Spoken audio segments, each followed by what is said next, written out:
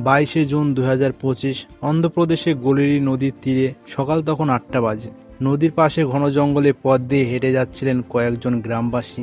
হঠাৎ একটি তীব্র গন্ধ তাদের নাকে এলো। প্রথমে তারা ভেবেছিল হয়তো কোনো মৃত প্রাণী পড়ে আছে, কিন্তু কৌতূহল তাদের টেনে নিয়ে গেল ঝোপের দিকে। আর সেখানেই তারা দেখলেন এক ভয়ঙ্কর দৃশ্য, একটি মানুষের মৃতদেহ পচনশীল অবস্থায় শরীরে ধারালো অস্ত্রের আঘাতের চিহ্ন নিয়ে পড়ে আছে।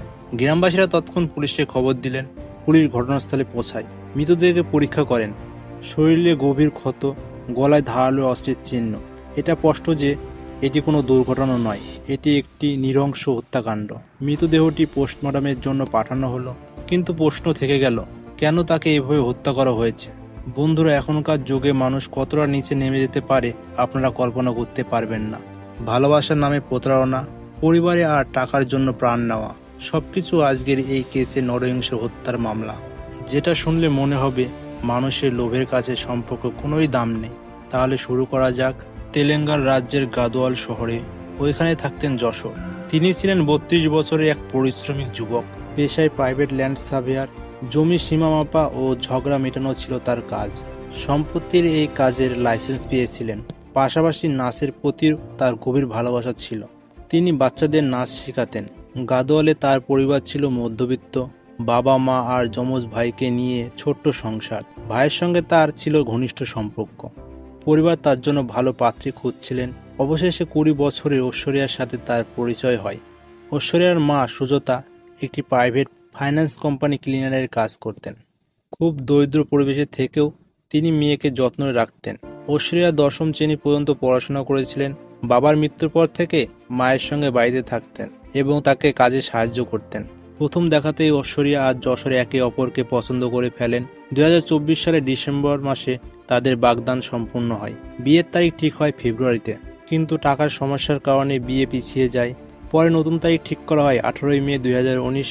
মন্দিরে বিয়ে হয় ঐশ্বরিয়া ও যশোরের। বিয়ের অনুষ্ঠান ছিল আনন্দ উৎসবে ভরা। দুজনে খুশি ছিলেন। ঐশ্বরিয়া কিছুদিন শ্বশুরবাড়ি থেকে আবার মায়ের বাড়িতে ফিরে যান কিছু আনুষ্ঠানিকতার জন্য। তারপর আবার শ্বশুরবাড়িতে ফিরে আসেন। যশোরের কাজ ছিল সার্ভেয়ারের। প্রতিদিন সকালে বের হয়, সন্ধ্যার মধ্যে বাড়িতে ফিরতেন।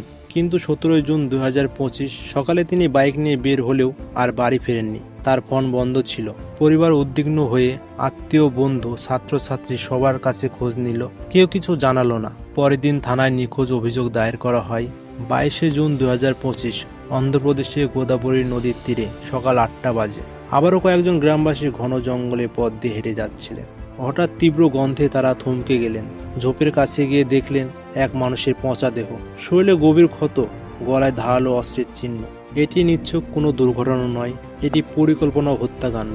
পরিবারের লোকজন এসে লাশ শনাক্ত করে এটি যশোর। পুলিশ তদন্ত শুরু করে। সিসিটিভি ফুটেজে দেখা যায় যশোর একটি গাড়িতে বসছেন, পরিচিত মানুষের সঙ্গে কথা বলছেন। এরপর থেকে তাকে আর জীবিত দেখা যায়নি। খোঁজ খবর নিতে গিয়ে পুলিশ জানতে পারে যশোরের স্ত্রী ঐশ্বরিয়া বিয়ের আগ থেকেই সন্দেহজনকভাবে আচরণ করেছিলেন।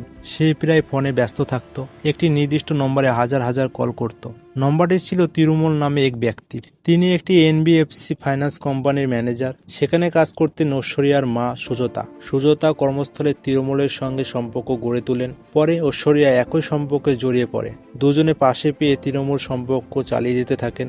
অবশেষে পরিকল্পনা হয় যশোরকে সরিয়ে ফেলতে হবে। সুজাতা, ঐশ্বরিয়া ও তৃণমূল মিলে যশোরকে হত্যার ষড়যন্ত্র করে একজন ভাড়াটে খুনি ও ড্রাইভারের সাহায্যে। 17 জুন যশোরকে গাড়িতে তুলে ধারালো অস্ত্র দিয়ে হত্যা করা হয়।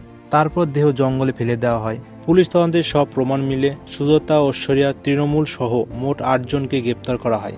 এখনও মামলাটি আদালতে বিচারহীন। প্রাথমিক শুনানি চলেছে, কোনো রায় আসেনি এখনও। বন্ধুরা, এটা ছিল আজকের ঘটনা। আপনারা এই ঘটনার ব্যাপারে কি মনে করেন নিচে কমেন্টে জানাতে ভুলবেন না। চ্যানেলে নতুন হলে সাবস্ক্রাইব করুন, বেল আইকন চাপুন আর ভিডিওটি শেয়ার করুন। ধন্যবাদ।